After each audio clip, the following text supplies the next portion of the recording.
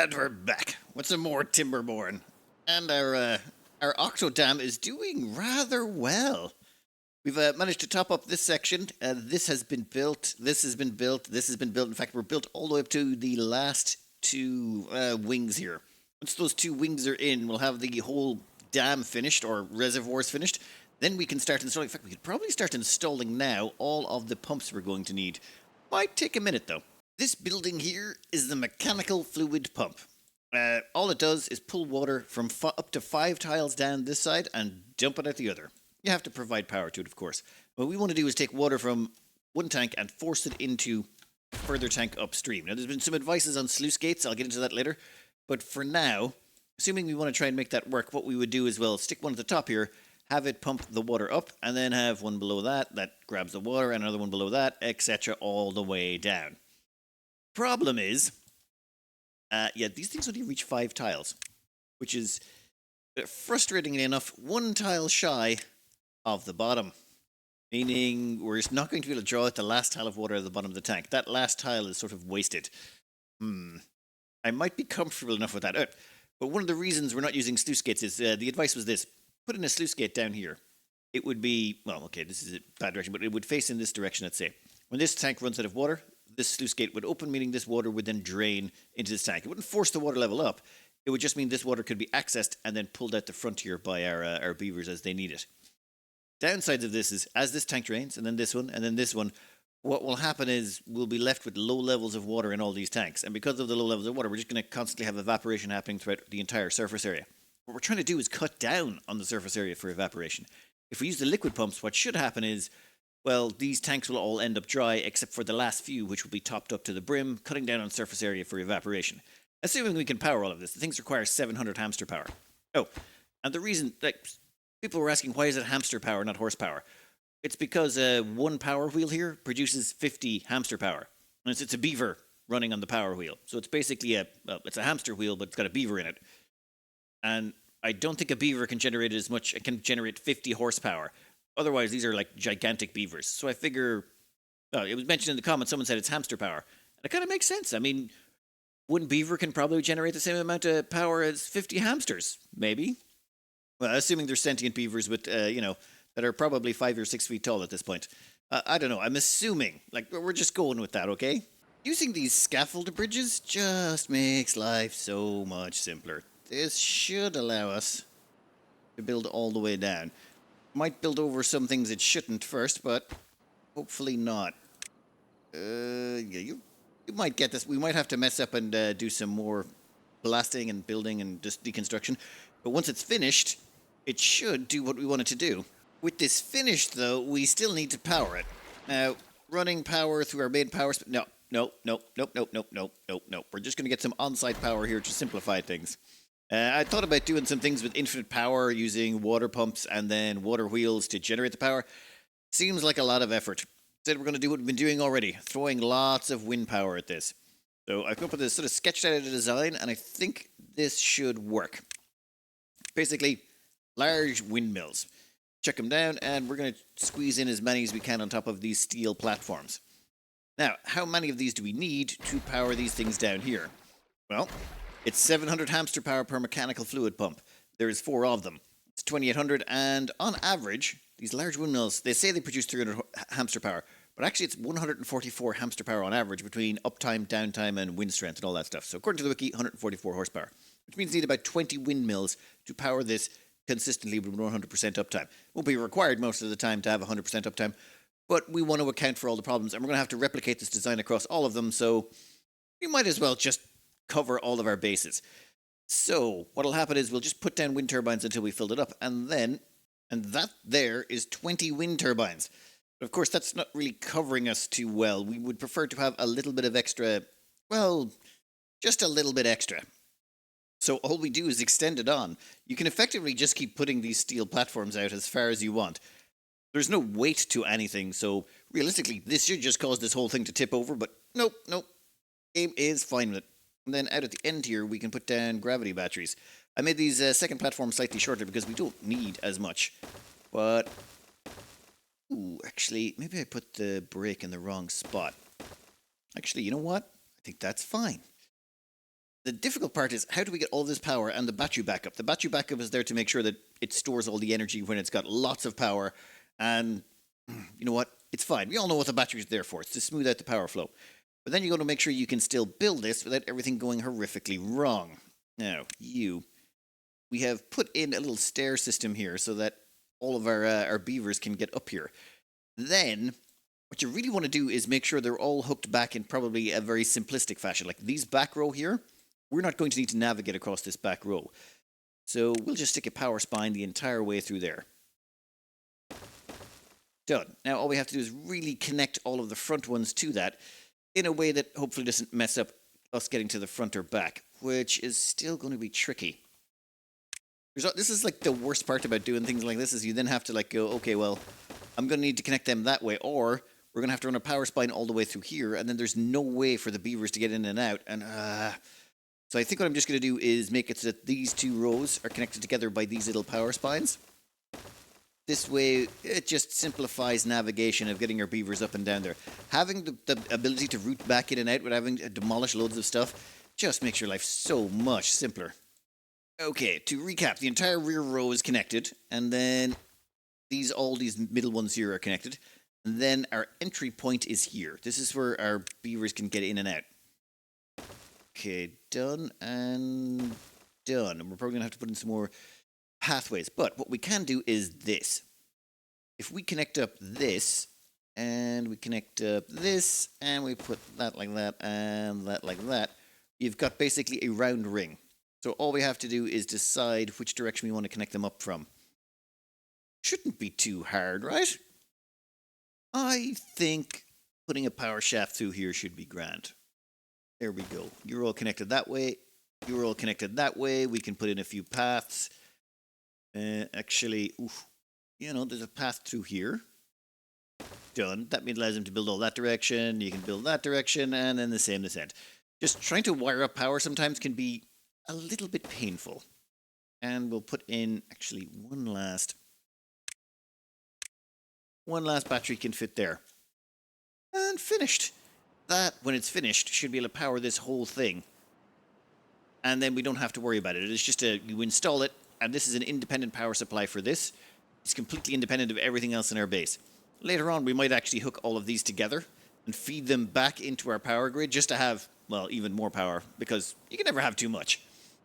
All right, probably put in a little road there. This was just used to build this, but if it can help us build out this section, I'll go for it.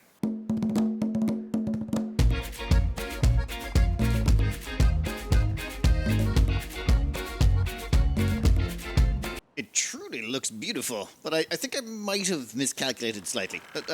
First up, it is working. You can see here it's pumping the water in, and this is remaining remarkably full. This should have been drained quite a lot by now. We're already about halfway through a bad tide. And you can see over here this water is lower, but it hadn't actually filled up to the brim there, so it's not a 100% accurate assessment. However, the wiki tells me that this water pump here moves about 0.5 CMS. That is one of these, as half of one of these. So a water source is about 1 CMS, which means we're going to be able to move half of one water source per second or whatever. It basically means it would take us forever to move all of the water. What we need to do is double up. I'm not sure if doubling up is enough, but that's where we're going to go, because doubling up is about consistent with where we want to be. So that's where we've started this section. This is sort of a trial concept, proof of concept, before we actually modify this one. We'll have to rip a few bits out and do some changes. This is basically 2 water tanks pump into this, those two pump into this area, then into this area, then into this area, and then finally over the edge. We don't have any water to put in it yet, but actually it'll be a while. But if this proves, well, if this gets set up and it works correctly, we'll implement it over here as well. Now, if you look in here, this is going to be a little bit bigger than the last one. We have to double up, we increase the wind turbines up to 40. 40 windmills combined with all of the gravity batteries. In fact, we are definitely going to have to plug all of this into our main grid. Because once we've got 40 here, here, here, and here, we're going to at least 4 of these, if not 8. We're going to have so much power floating around on the grid, we can power God knows what. But anyway, I'm just going to finish this off really quickly. I mean, it looks beautiful, but we don't know if it works. So, since we've got a tank of water right beside it, why don't we just pop this one open, actually? If we pop this open, can we move all the water into this tank? It's worth a try, and it would kind of give us a good idea if this works or not. Yeah, we'll crank that open. We'll put in 3 holes there. All the water should flow out of it. There's not a huge amount of water in there, and it won't fill this up entirely, but it should at least give us a better idea. Like, we're... if this goes up 1 level and starts touching the wooden blocks below it, we'll know we're doing okay. There we go. Yeah, it's filled that in quite nicely. And it's pumping. So, it's a very simple system. There's just a little trough of water here. Each one just pumps up to the next one, to the next one, to the next one, all the way to the top until, boom. And then you can see the 2 streams of water going in. It's not exactly the fastest method, but let's fast forward time and see what happens. Well, I think it's moving a little bit. But, yeah, it's kind of slow, but we kind of expected that. This should allow us to manage the liquid tanks, though. And we will have to rejig this to, well, basically replicate that. Then I'm not sure if we'll turn this into one, or these 2 sections here into 1 tank, so we only have to put in 4 of these. Or, actually making the 2 of these 1 contiguous tank might be a smarter idea. Cuts down on the amount of duplication of effort we'll have to do. Okay, this is totally working. That is draining the water out of there quite nicely. I think we are. We're going to connect these 2 tanks together. It's just... it makes more sense that way. So, let's just put together what's directly below here. There. I did consider blasting all the way down from the top to the bottom. But I thought, why bother? That's just makes it more difficult later on. Instead, we'll pop it this way and the water pressure should equalize. Yep. And the water here should power up now. Yeah, okay, so the water pressure between those 2 will equalize. We don't have to do anything. Now all we have to do is rejig this a little bit. We've got enough wind turbines here that this should never, ever not be able to pump. Like, you're seeing this here. All of these 8 pumps are going continuously. Right now, we're charging the batteries. Occasionally, they'll discharge a bit, charge up, discharge. But this should never shut down. Well, okay, well, they will shut down when there's no water left. Or when they're full. So I figure if we do 4 wings, all the same, and then we connect them together, we can do it with bridges or something. We'll figure something out to do that. But once we've done that, we should never have to worry about this running out of power. And plus, it should be fairly symmetrical. I mean, it doesn't look that bad. I was worried it might destroy the whole feng shui of the thing, but I suppose if the cables hadn't done that, the wind turbines weren't going to do it either. Well, doing the renovations here, we've ran into a little something. This has capped out. Can't pump in any more water. Yeah, well, okay, this is filling in from here, that's filling in from there. But now what should happen is this should top up just a little bit more and start overflowing. If we look to this side, the water has literally been... well, we've literally extracted all the water. There's nothing left but just a very thin layer. And I don't think these pumps can get any more water. We have literally drained this area. There'll be a thin layer at the bottom that stays there, but not worried. Excellent. And over here we're just building in the improved version. I wouldn't say new, but more, slightly more throughput version. Looks like we have managed to empty this tank out again, meaning we just have, well, 2 technically full reservoirs. I mean, it looks like it's 3, but there's a hole here. So there's 2 full reservoirs, and this one is now getting pumped into this one with free and abundant power. Right now, we're getting number 3 ready, and then we'll pop over and do number 4, though this does eat through our planks. Our planks have been butchered by this. It takes a lot of planks to build everything here. Effectively, the large windmills cost 40 planks, and the actual, these things here, even the little ones on the end cost 10 planks, and the extra long ones we're building, which are this long, yeah, they cost 36 planks. A lot of planks going into pretty much everything involved in the construction of these things. Oh, and all the water just vanished. Yeah, evaporation will do that to you. But now, we've minimized our surface area, losing less water to evaporation. This should allow us to fill all the tanks faster. It's like reservoirs, whatever. You know what I mean. Would you look at that? Beautiful, beautiful, beautiful, beautiful, beautiful, all the way around. All of them are installed. Now, I've been advised that there's one thing I can do to zoom out further, though we will have to reload the game afterwards, and that is Alt, Shift, and Z. Gives us developmental controls, and then there's an option here to increase the zoom out, so we can see more of the map. This should be a default option. Look at that. Perfection. Nice. Okay, it looks slightly less organic than I thought it would. In fact, that kind of looks a bit like a windmill blade, doesn't it? Looks like a wind turbine blade almost on top there. Okay, it's a bit small. It should probably be bigger blades on it, but I think that kind of works. And I think the system is going to function as intended. There's effectively just 4 water liquid tanks. Well, actually, 5. There's this tank here, the main one. Then there's these 2 here are combined into one, so that's 2 tanks. And then these 2 here, that's 3. And then these 2 here is 4. And then this one over here is 5. So this is the final tank. I don't think the water would ever get this far. I just don't see it happening because the evaporation and us spending it, it's just never going to get there. In theory. Yeah, that took far too long to get all of that constructed. Next up, we need to install, well, another tri-level farm. Namely because we have burned through pretty much just enormous amounts of planks and logs. Yes, planks went down. Scrap, we actually had to put more miners on that. We installed a bunch more plank production. We also went to install more gear production. We burned through a lot of gears making those windmills.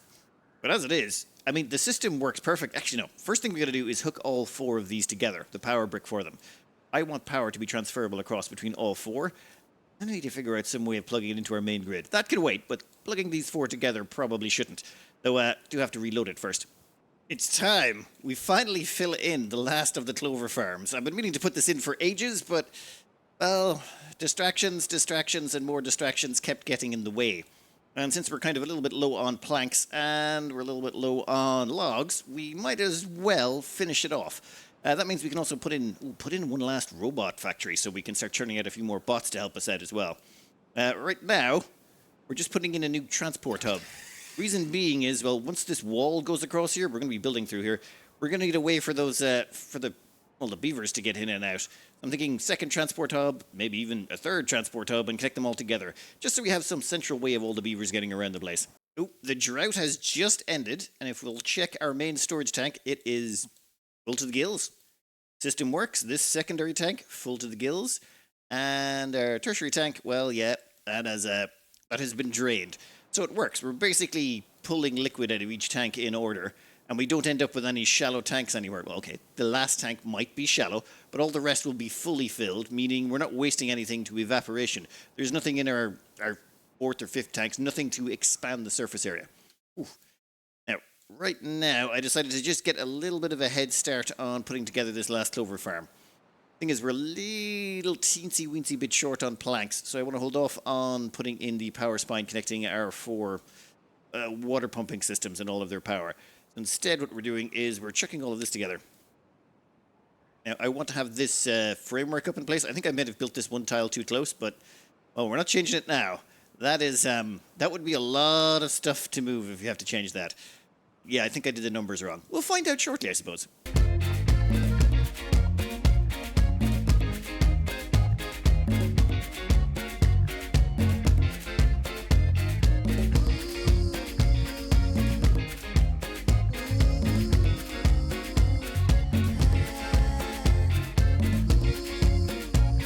There we go. That feels better. It feels like almost complete.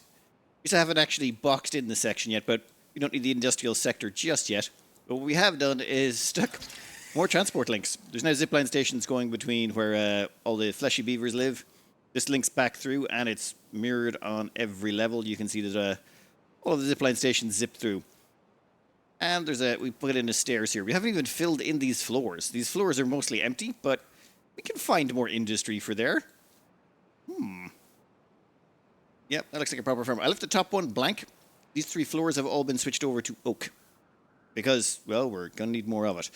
Now, where were you? I think it was, I want to say this level. Yeah, here. What I want to do is put in another bot production facility. You, I think, can go, and you. Yeah, perfect.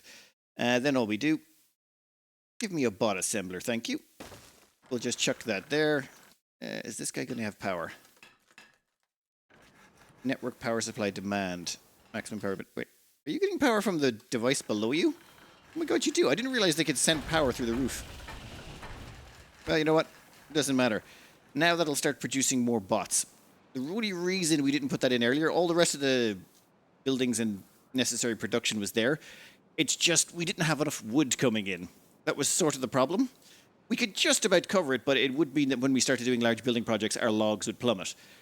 Right now, we've got, 6,000 logs, so maybe I should let it build up some more. You know what? Nope. Nope.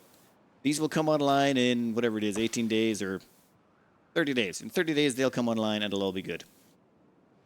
Now, how is this looking over here? Yeah, I am liking how this has turned out. We don't have to worry about any overflow into sections that will never be used again. Like before, we'd have it filling up this section. You know what?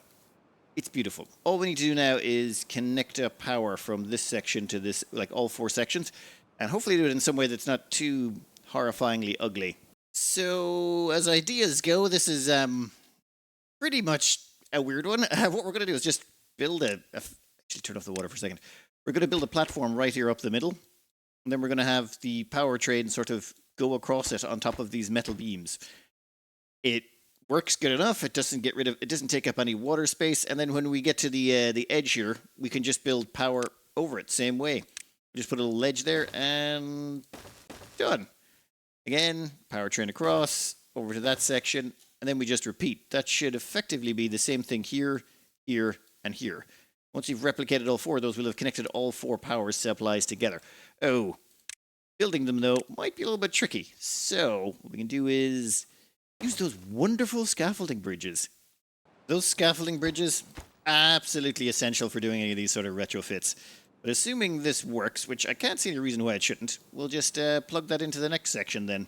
And then once we've got all 4 of those done, we'll have all power. Yeah, you can see the way they've all both turned blue. That means once all this building is finished, they will be on one grid. Then we'll plug it back into our main base and see what we're going to spend all that stupendous amounts of power on. This might take a minute or two, but I think that should be self-building. Excellent. We don't have to interfere. The beavers will get around to it. All right. The next plan up, though, is going to be a little bit more ambitious, let's just say. We've got our tank up and running. We've got all of our production up and running. We're going to start producing extra beaver bots now, which to help out. At the same time, the next part is the flattening. Like if we reduce the map level to the base of the tank, this is what we want to have as ground, like the ground zero, as in the ground that everything should be level to. And we have excavated out all the way around here. Bunch of explosives. Oh, I missed a piece there. Where is it? Yeah, there you go. You need to be popped. And then it goes all the way around. So as you can see, everything's been disconnected from the water tank. Because when we burrow through all of this with tunnels, we want to make sure that the whole thing falls off. We effectively want to have a map that's just this tank, this base, and then everything else flat. And then we'll put in some canals around the place. I would advise this is not a river. So, yeah, okay, we'll go with canals. We need to make them more symmetrical as well. These things were off-center, and those things that needed to be done. But we can tidy that up now.